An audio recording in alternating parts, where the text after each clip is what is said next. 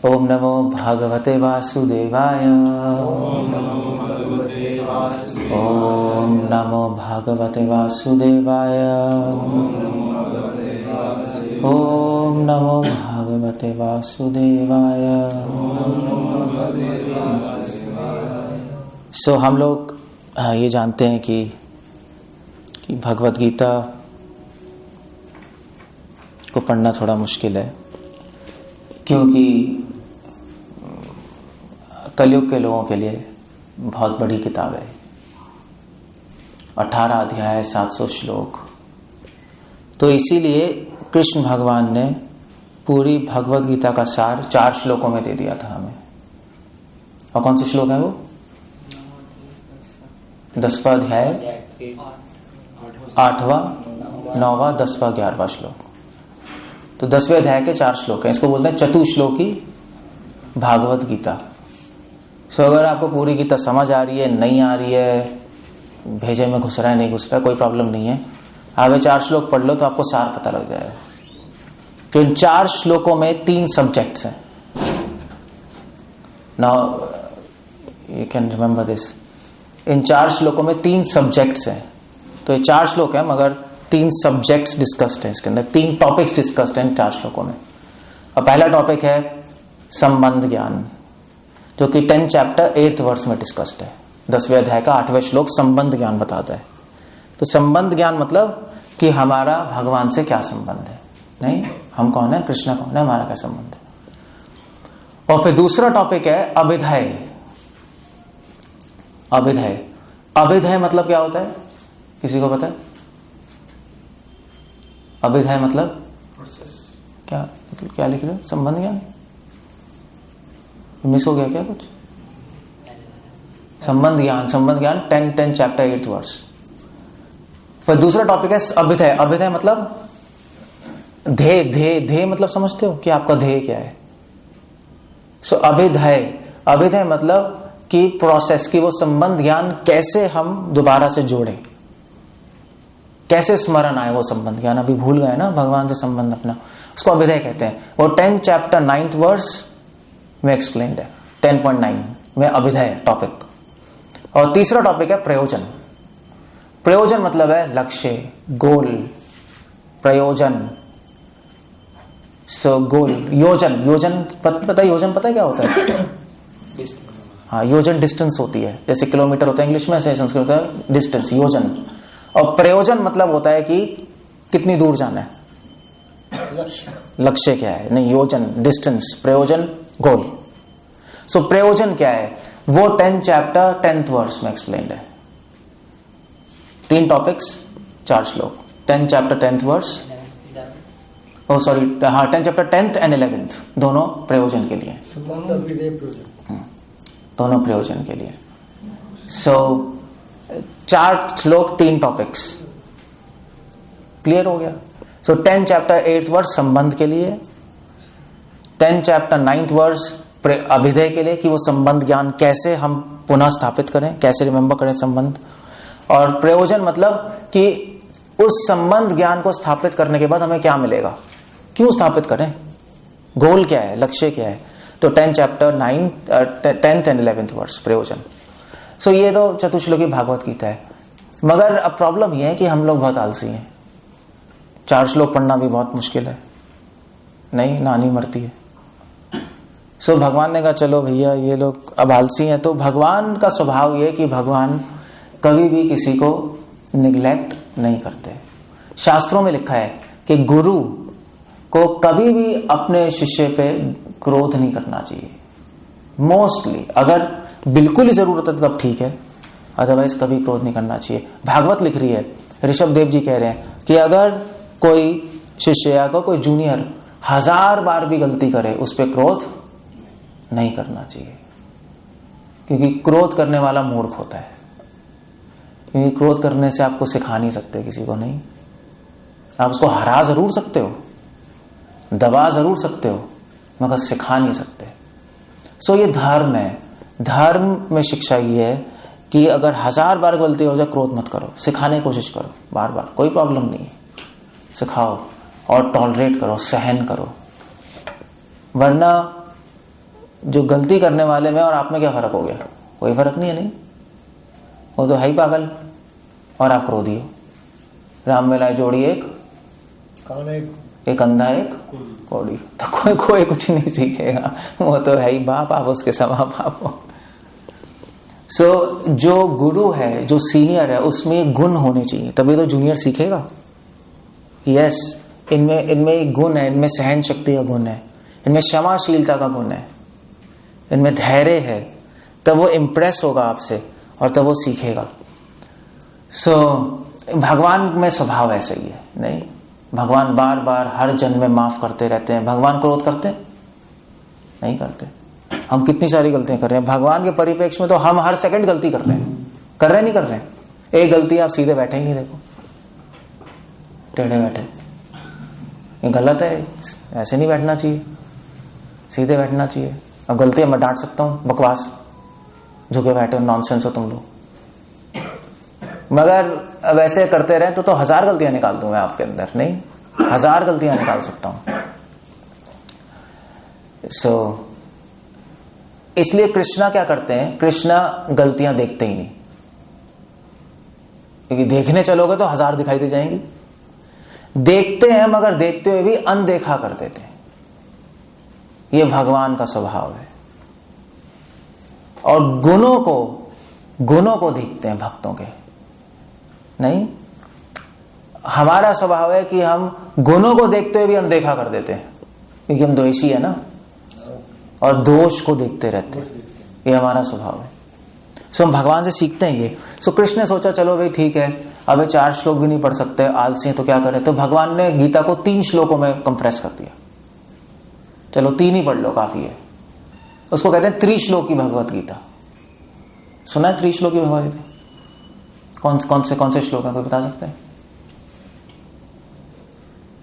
तो पढ़ाया नहीं आपको? हाँ, त्रिश्लोकी किसी को पता ही नहीं, मुझे पता होगा। सो मोस्टली चतुश्लोकी की चर्चा होती है, मगर त्रिश्लोकी की नहीं होती। त्रिश्लोकी भगवद गीता का श्लोक है 15 चैप्टर 16th 17th और 18th वर्स। ध्यान रखना है। 15 चैप्टर 16, 17, 18th वर्स, 15.6, 16, 17, 18। सो त्रिश्लोकी भगवद गीता कहते हैं, क्योंकि 3 श्लोकों में सारे भगवद गीता का सार है। 15.16, 15.17, 15.18 हो गया। सो क्या है ये श्लोक? क्या है? 15.16 है। तो इन 3 श्लोकों में भी 3 टॉपिक्स होंगे। नहीं, संबंध, अभिधेय, प्रयोजन, 3 टॉपिक्स होंगे। तो 15, 16 संबंध है, 15 चैप्टर 16 वर्ष संबंध है, और 15 chapter 17th verse, 15 chapter 17th verse वो भी संबंधी है,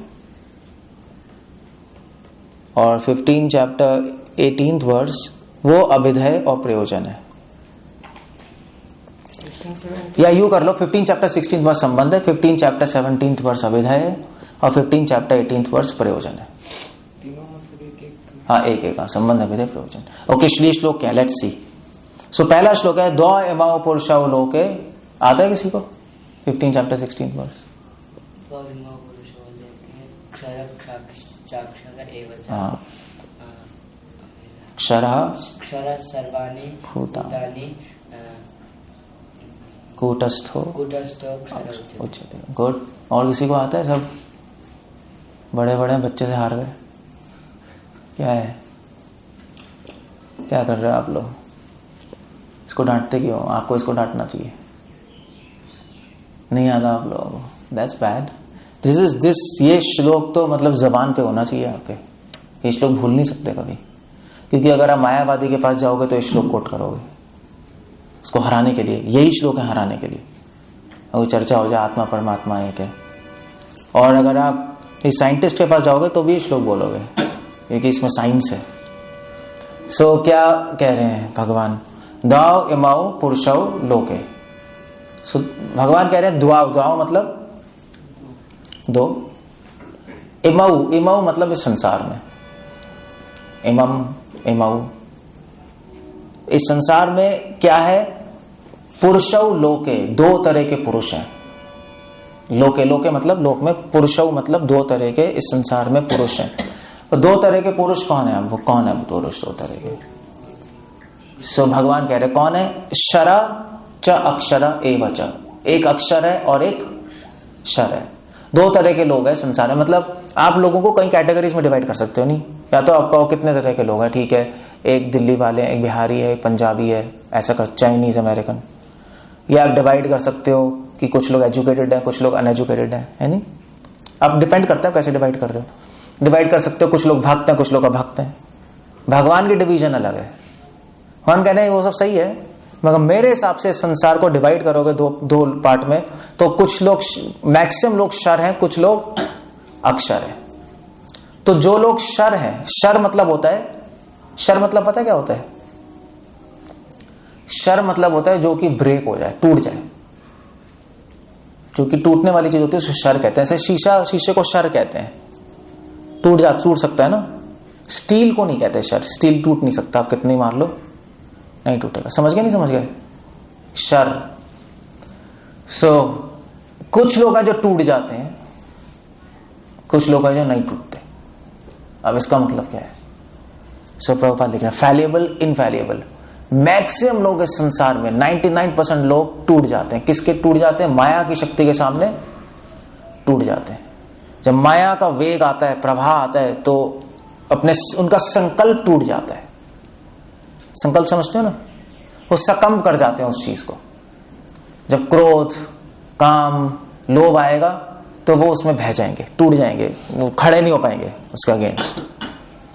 मतलब समझ लो कि वो कमजोर होते हैं, दुर्बल होते हैं, या यूं समझ लो कि वो लोग कंजूस होते हैं। शास्त्र कह रहे हैं, भागवत कह रहे हैं, गीता में प्रभुपाद कोट कर रहे हैं। कंजूस क्यों होते हैं? क्योंकि कंजूस क्या होता है? कंजूस आदमी धीरे धीरे कमजोर हो जाता है। होता नहीं होता है? धन, अगर आप धन रखते रहोगे ना, कंजूसी करते रहोगे, तो आप कमजोर हो जाओगे। कमजोर कैसे होगे? आपका कोई दोस्त ही नहीं बनेगा, कोई कॉन्टैक्ट्स ही नहीं बनेंगे। सब कहेंगे कंजूस है, इससे क्यों बात करेंगे। तो आपके कोई कॉन्टैक्ट्स नहीं बनोगे तो कमजोर हो जाओगे, है नहीं? सोसाइटी में कौन होता है पावरफुल? जिसके पैसे होते हैं, जिसके पास कॉन्टैक्ट्स होते हैं। कॉन्टैक्ट। रामदेव बाबा के पास क्या पैसे थे, मगर लोग जुड़ते रहे ना। लोग, मैन पावर मनी पावर से ज्यादा स्ट्रांग है। मनी अगर पैसे भी आ जाए, मैन पावर नहीं हो तो करोगे क्या? मैन पावर है तो पैसे अपने आप आ जाते हैं। इसलिए प्रीचिंग में हमें मैन पावर पे फोकस करना चाहिए, मनी पावर पे नहीं। मगर इस कौन में उल्टा हो रहा है, नहीं? लोग पैसे के पीछे हैं, या किसी भी संस्था में, मगर वो गड़बड़ है। सो मैन, हमें लोगों को लाना है, पैसे अपने आप आएंगे। सो इसीलिए कृष्णा कह रहे हैं कि कुछ लोग, मैक्सिमम लोग कंजूस हैं, वो कमजोर हो जाते हैं, वो उनके पास पावर नहीं है, उनके कॉन्टैक्ट्स टूट जाते हैं, भक्तों से संग टूट जाता है, विद्वान लोगों से संग नहीं होता उनका, है नहीं? तो वो माया की शक्ति के संग टूट जाएंगे, उनका संकल्प कमजोर हो जाएगा, फिनिश। सो मैक्सिमम 99% लोग ऐसे हैं। हम भी पहले ऐसे ही थे, नहीं? काम, क्रोध, लोभ, मोह भाग ले आता था, हम टूट जाते थे, खड़े नहीं हो सकते। मगर कुछ लोग अक्षर हैं। क्षर मतलब टूट जाता है। अक्षर मतलब जो कभी नहीं टूटता। उसका संकल्प इतना स्ट्रांग है कि माया की कोई भी शक्ति आएगी, उसका मन नहीं टूटेगा, उसका मन नहीं टूटता, वो खड़ा रह सकता है। चाहे कितना ही काम वासना आ जाए, उसका मन डिस्टर्ब, उसकी आत्मा विचलित नहीं होगी। क्रोध हो जाए, आत्मा विचलित नहीं होगी, वो अडिग है। अडिग एक जगह है ब्रज में, बाय द वे, एक जगह का नाम है ब्रज मंडल में, अडिग। डीग सुना है? डीग सुना है? जगह डीग है, और एक जगह अडिग भी है उसके पास का। सो अडिग मतलब जो हमेशा रहता है। जैसे ध्रुव क्या थे? अडिग थे। अडिग, उसको अडिग कहते हैं, स्थिर एक जगह अडिग थे। जिसको डिगा नहीं सकते उसको कहते हैं अडिग, जिसको डगमगा नहीं सकते उसको कहते हैं अडिग। तो आपका मन ऐसा बन जाएगा। सो इस संसार की चीजें चलती रहेंगी, आप देखते रहोगे, मगर प्रभावित नहीं होगे उससे, उन चीजों से या प्रभावित नहीं होगे। उसको कहते हैं अक्षर। ऐसे बहुत कम लोग होते हैं। तो क्षर कौन होते हैं? जो भगवान के भक्त नहीं होते वो सारे क्षर होते हैं, क्योंकि सारी शक्ति भगवान से आ रही है ना। भगवान से नहीं जुड़ोगे तो माया शक्ति आपको खत्म कर देगी। मगर जो अक्षर होते हैं वो भगवान से जुड़े होते हैं। भगवान से जुड़ने से, भगवान की शक्ति से वो माया शक्ति को रेजिस्ट कर सकता है, घबराता नहीं वो। जैसे प्रहलाद अब भगवान का नाम ले रहे थे, शेर आ गया, हाथी आ गया, प्रहलाद घबराए नहीं, हरे कृष्णा कर रहे हैं। और हम हरे कृष्णा, हमारे पास शेर आ जाएगा, माला फेंक के भागोगे आप, माला भी याद नहीं रहेगी आपको, है नहीं। जो असली शेर आता है ना तो पता लगता है, ऐसे पता नहीं लगता। जब समय आता है तो ज्ञान लोप हो जाता है, जीरो हो जाता है। वो संकल्प शक्ति अलग चीज है। सो इसीलिए कृष्णा कह रहे हैं दो तरह के लोग हैं। गुड शरा सर्वाणी भूतानी अक्षरम कूटस्थ उच्यते। सब जगह संसार में केवल ऐसे ही लोग हैं शर, मगर अक्षर कूटस्थ, कूटस्थ मतलब अक्षर का मन, जो अक्षर होते हैं उनका मन हमेशा भगवान में जुड़ा रहता है। कूटस्थ मतलब, कूटस्थ पता है क्या होता है? हिंदी से ना कूट कूट के, अक्षर होते हैं जिनके मन में कूट कूट के भगवान भरे होते हैं, ये समझ लो बस, कूटस्थ, दैट्स द आइडिया। सो हमें क्या बनना है? अक्षर बनना है, अक्षर बनना है? क्या बनना चाहते हो? क्या बनना चाहते हो? बोलो क्या है, पागल हो गए क्या? ये भी नहीं बताया। अक्षर बनना चाहते हैं, या वी हैव टू बिकम अक्षर, दैट्स द पॉइंट। पर वो कैसे बनेंगे? जब हम सुप्रीम अक्षर से जुड़ेंगे। सुप्रीम अक्षर कौन है? कृष्ण। अब वो कृष्ण अपने अगले श्लोक में कह रहे हैं। सो क्लियर हो गया ना, दो तरह के लोग हैं, एक मुक्त और एक बद्ध, ये समझ लो। क्षर होते हैं बद्ध और अक्षर होते हैं मुक्त जीव, बस। अब कृष्ण कह रहे हैं मगर प्रॉब्लम ये है कि मुक्त जीव से भी अलग एक व्यक्ति है। मुक्त में भी परम मुक्त कौन है? कृष्ण, जो कभी बंधन नहीं होता जिनका। सो कृष्ण समझा रहे, अब कृष्ण मायावाद को काट रहे हैं। कुछ कोई लोग कहते हैं मुक्त होने के बाद हम आत्मा ही परमात्मा में डकते। कृष्ण कह रहे नहीं, उत्तमः पुरुषस्तु अन्य, 17 श्लोक, उत्तमः पुरुषस्तु अन्यः, ये श्लोक आता है तो ये किसी को आता है? सो कृष्ण कह रहे हैं उत्तमः पुरुषस्तु अन्य, एक पुरुष है जो इन दोनों से उत्तम है। उत्तम समझते हो? इससे परे है, जो शर और अक्षर से परे है, जो बद्ध और मुक्त से परे है, जो डिक और अडिक से भी परे है। वो कौन है? अन्य पुरुष है। वो कौन है? परमात्मेति उदाहरता, वो परमात्मा है, वो मैं हूं, जो हर एक के हृदय में परमात्मा के रूप में रहता हूं। सो इस संसार में अगर आप क्लासिफिकेशन करो तो 3 तरह के लोग हो गए। एक हो गए बद्ध, एक हो गए मुक्त, और तीसरा हो गया परमात्मा। जो परमात्मा से जुड़ता है वो मुक्त है, जो परमात्मा से अलग है वो बद्ध है। सिंपल हो गया। सिंपल हो गया? नहीं हो गया? तो किसी मायावादी को आप कोट कर सकते हो, कहेगा आत्मा परमात्मा आप कोट करो, उत्तमा पुरुषस्तु अन्य पुरुष है, परमात्मा की उदाहरता, यो लोको त्रयम आवेश्य, वो तीनों लोक में आवेश्य, आवेश्य मतलब प्रवेश करता है, आवेश प्रवेश, बिभर्ति अव्यय ईश्वर, और बिभर्ति मतलब उसका पालन करता है, और उनको हम ईश्वर भी कहते हैं, उनको कृष्णा भी कहते हैं। सिंपल हो गया। और ये श्लोक अविधेय का श्लोक है।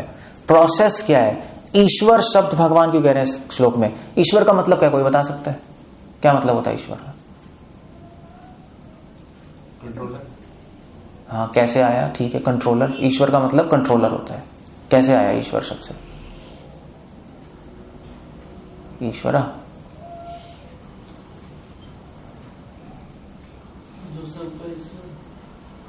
वो तो सही है। ईश्वर का मतलब कंट्रोलर है, क्योंकि श मतलब शासन। श से क्या होता है? शासन मतलब क्या है? कंट्रोलर ही हो गया ना। और ईश मतलब जो शासन करने वाला है। श मतलब शासन, उसमें ई लगा दो, जो शासन करने वाला है उसको कहते हैं हम ईश।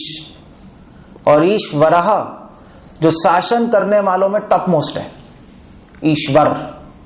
वर्ग तब लगाते हैं जब कंपेयर किया जाता है, नहीं कंपेयर किया जाता है तो ईश्वर।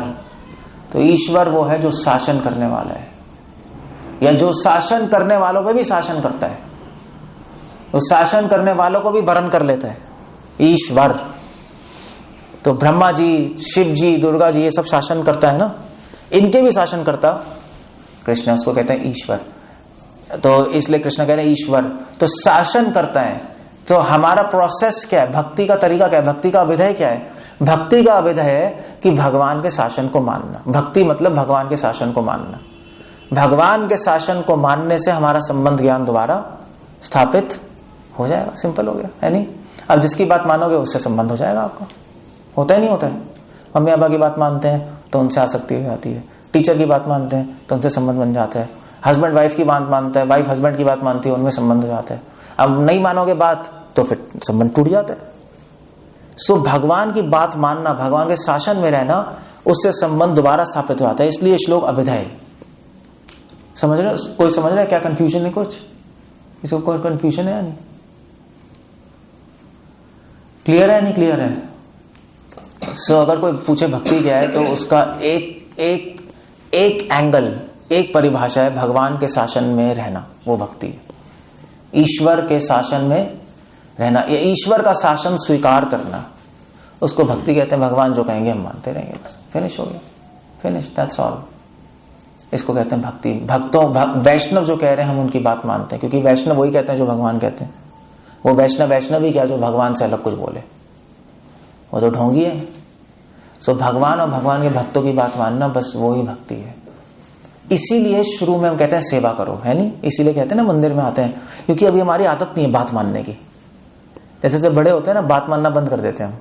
छोटे में तो मानते हैं, बड़े होते होते हमारी बुद्धि आ जाती है और फिर हम बात मानना बंद कर देते हैं। हम इसकी बात क्यों माने, हमें तो सही नहीं लग रहा।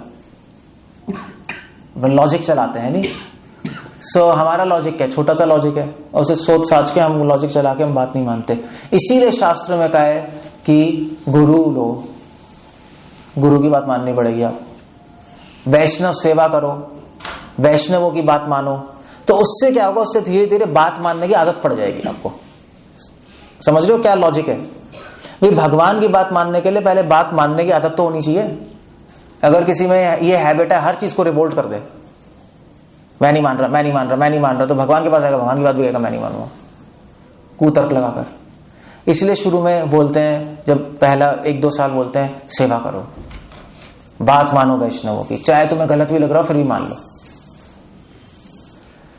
क्योंकि अभी एक्सपीरियंस नहीं है। नहीं तो जैसे कोई बिजनेसमैन होता है, तो बिजनेसमैन अगर अपने बेटे को बिजनेस समझा रहा हो तो क्या बोलता है बिजनेसमैन? हाँ ठीक है, तुम ऐसा करो, ऐसा कर देना। उसके बेटे को शायद गलत लग रहा हो, नहीं पापा ऐसा करने से कुछ नहीं होगा। बिजनेसमैन क्या बोलेगा? भैया पूरे जीवन का एक्सपीरियंस है मुझे, तू तो कोर्स करके आया MBA का, फेल हो जाएंगे, असली लाइफ में सब फेल हो जाते हैं, एक्सपीरियंस काम करता है। सो अगर वो पता की बात मानता रहेगा तो सक्सेसफुल हो जाएगा, नहीं मानेगा, अपना लॉजिक और अपनी डिग्री लगाएगा, फेल है। इसलिए बड़े बड़े बिजनेसमैन जो होते हैं, टॉप मोस्ट बिजनेसमैन, वो हार्वर्ड से पास आउट नहीं होते, वो अनएजुकेटेड होते हैं। वो एजुकेटेड नहीं होते, वो उन्होंने स्क्रैच से मेहनत की होती है और एक्सपीरियंस कर करके वहां पहुंच गए होते हैं। बाकी जो पढ़ के आते हैं वो तो फेल हो जाते हैं, जनरली फेल होते हैं, क्योंकि उनको एक्सपीरियंस नहीं होता। और फिर अगर वो आके पापा कहेंगे ऐसा कर, वो कहेगा पापा जी मैं तो हार्वर्ड से पढ़ के आया हूं, आपको क्या पता। वो ऐसा करेगा तो फेल है, वो खत्म है। सो इसलिए हमें सबसे पहले हैबिट बनानी है मानने की, क्योंकि हमें पता है कि जो डिवोटीज है उनका एक्सपीरियंस ज्यादा है, हम मिस्टेक कर जाएंगे। मगर मानने का मन नहीं करेगा, है नहीं? होता नहीं होता है, मन रिवोल्ट करता है। कोई कुछ कहेगा तो मन कहता है कि चलो हम कर लेंगे, मगर मन अंदर से मानता नहीं क्यों करें, कह रहे हैं चलो करना पड़ेगा, but so that's a bad sign. इसका मतलब है अभी भक्ति कमजोर है।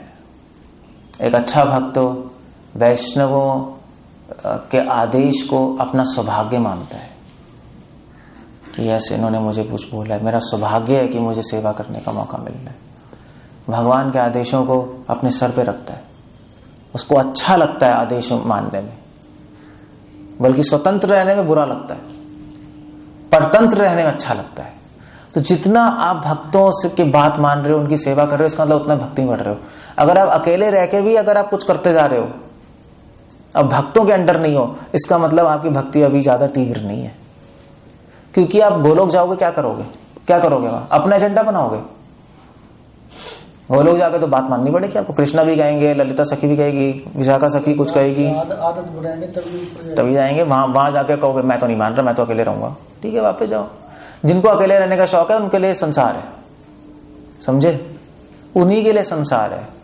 जिनको अकेले रह के, या लोगों के साथ भी लोग अकेले होते हैं, नहीं सबके साथ होते हैं, मगर अकेले ही होते हैं, क्योंकि अकेले हमारे अपने आइडिया होते हैं, होते नहीं होते? चार दोस्त हैं तो कभी मुझे तो साथ रहने की आदत है, नहीं, साथ रहने की आदत नहीं है। तुम उनके साथ हो क्योंकि तुम रहना चाहते हो, तुम्हारी अपनी बुद्धि है।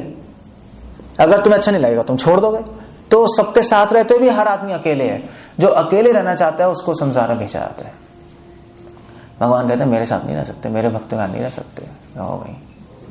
तो बहुत बुरा साइन है। जहां भोग करना गलत है वहां त्याग करना भी गलत है। सो ये अनर्थ है एक बहुत बड़ा। त्याग तो मन से वो बात अलग है, मैं इस त्याग की बात कर रहा हूँ, सबसे दूर रहना। सो वो हमें लगता है कि अच्छा साइन है, मगर एक्चुअली बहुत बड़ा अनर्थ है कि डिवोटीज के साथ नहीं रहना, अकेले अकेले रहने का मन करना, पड़े रहना, किसी की बात नहीं मानना। क्योंकि अकेले रह के तो सभी जेम्स बॉन्ड होते हैं, होते नहीं होते?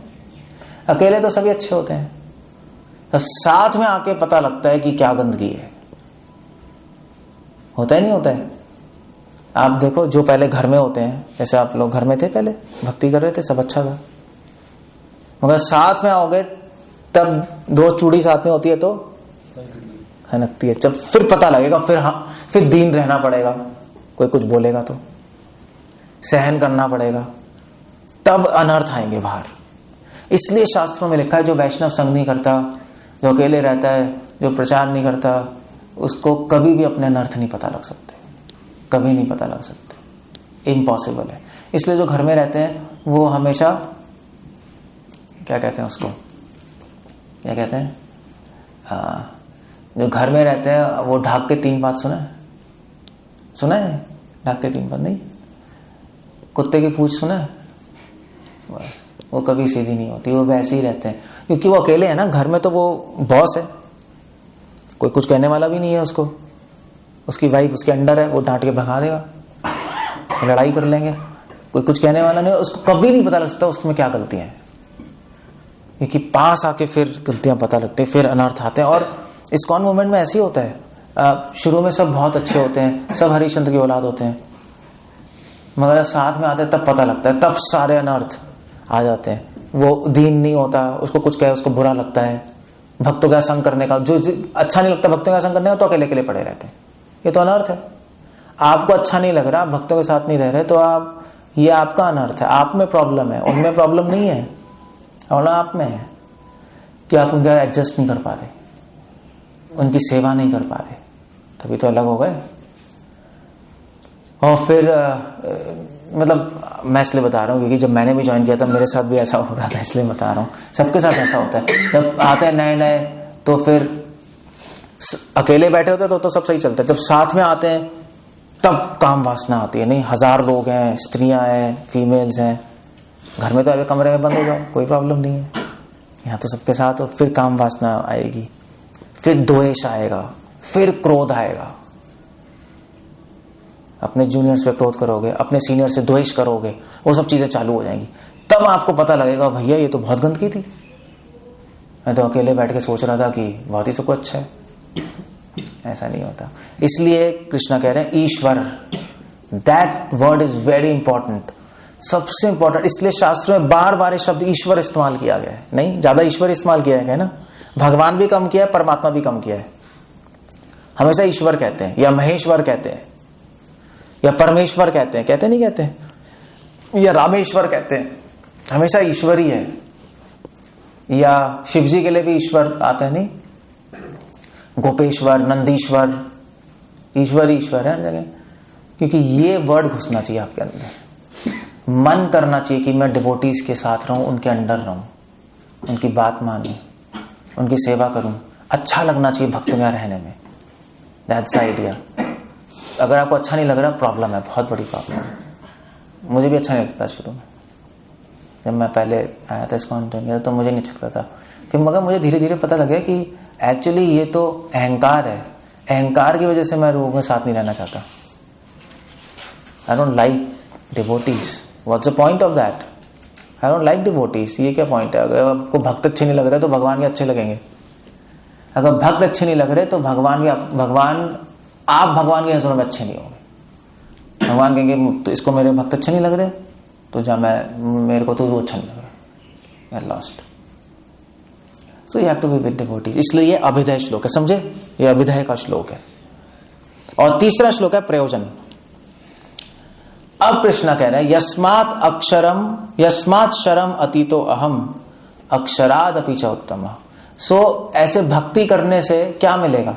भक्ति करने से भगवान ही मिल जाएंगे। इसलिए कृष्ण कह रहे हैं यस्मात् शरम अतीतो अहम। शर, इस संसार के लोगों से मैं अतीत हूं। शरम अतीतो अहम। अतीत मतलब परे हूं। अक्षराद अपि च उत्तम, जो अक्षर है उससे भी उत्तम हूं। बद से भी परे हूं, मुक्त से भी परे हूं मैं। अतो अस्मि लोके वेदे च। इसलिए अतः मतलब इसलिए, अस्मि मतलब मुझे, इस लोक में और वेद में क्या बोलते हैं? पुरुषोत्तम। मुझे पुरुषोत्तम बोलते हैं। इस संसार के लोगों को पुरुष बोलते हैं, चाहे मुक्त पुरुष, बद्ध पुरुष नहीं, मगर मुझे बोलते हैं पुरुषोत्तम। उन दोनों पुरुषों से उत्तम। और मेरी प्राप्ति होगी, उस पुरुषोत्तम की प्राप्ति होगी अगर तुम मेरे शासन में रहोगे, मेरे अंडर रहोगे, मेरी प्राप्ति होगी। माया के अंडर रहोगे, माया की प्राप्ति होगी। सिंपल हो गया। संबंध अभिधेय प्रयोजन हो गया, सिंपल। 3 श्लोक में खत्म हो गया सारा। मायावाद भी कट गया, भक्ति की स्थापना भी हो गई, और बाकी सारे ज्ञान योग वोग सब खत्म हो गए। सो 3 श्लोक की भगवद गीता फिनिश हो गया, खत्म। So that's what we have to understand there. Hare Krishna. कुछ पूछना है, कुछ कहना है? Topic is finished. जैसे मुझे आप बताया कि क्रोध और द्वेष नहीं करना चाहिए, और जब आपको कोई गलत बोलेगा तो आपको कोई जैसे क्रोध आएगा, द्वेष होएगा, तो वही तो कंट्रोल करना है। आपको कोई गलत बोलेगा तो क्या है? वही तो साधारण जीव और मुक्त जीव में फर्क है। आप गलत बोलेगा, आपको क्रोध आएगा तो फिर बहुत साधारण। इसका मतलब भक्ति तीव्र नहीं है। भक्ति तीव्र है ही नहीं।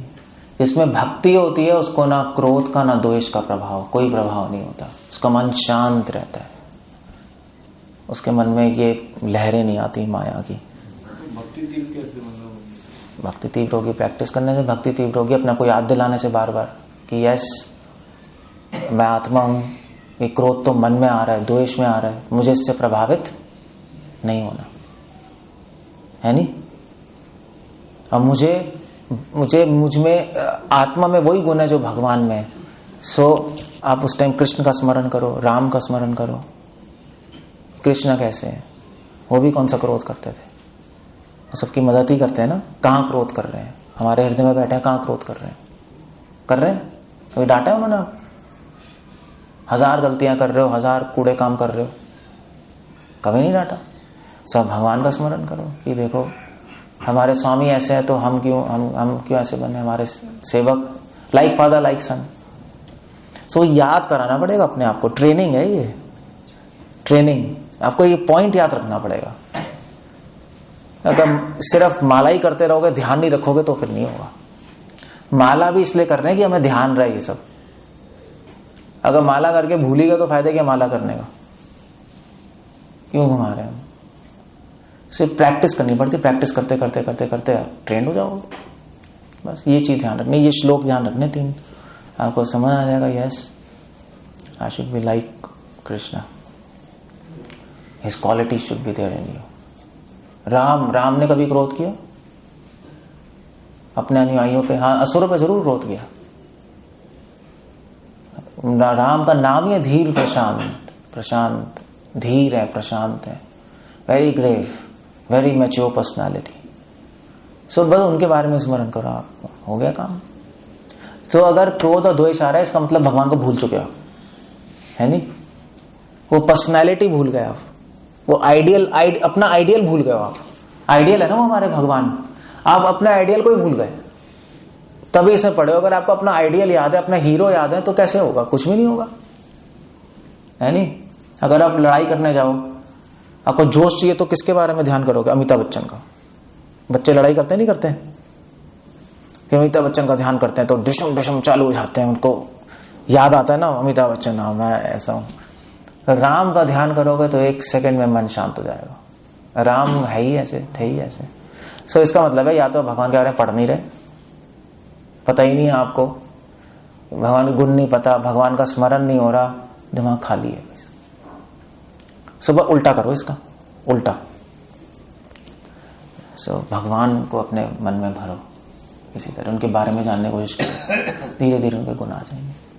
और स्मरण दिलाना पड़ता है अपने आप को, ठीक है? नहीं ठीक है? राग और द्वेष क्या कह रहे हो? आचार्यों ने और किसने? विश्वनाथ चक्रवर्ती ठाकुर।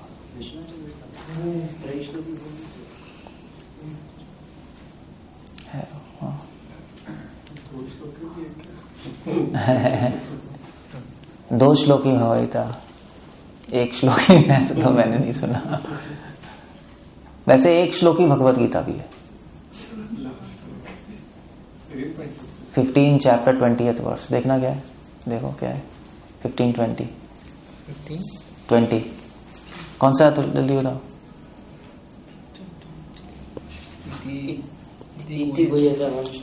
नहीं, 15-19 देखो। 15-19 एक श्लोक की भगवत गीता है, बस एक ही श्लोक में 15-19। यो माम एवं असम्मूढ़ो जानाति पुरुषोत्तमः स सर्वविद भजति माम सर्वभावेन भारत। जो मुझे जानता है, भगवान पुरुषोत्तम, असम्मूढ़, बिना किसी संशय के, वो सदैव पूरी भावना से मेरा भजन करता है। संबंध विधेय प्रयोजन सब इसी में।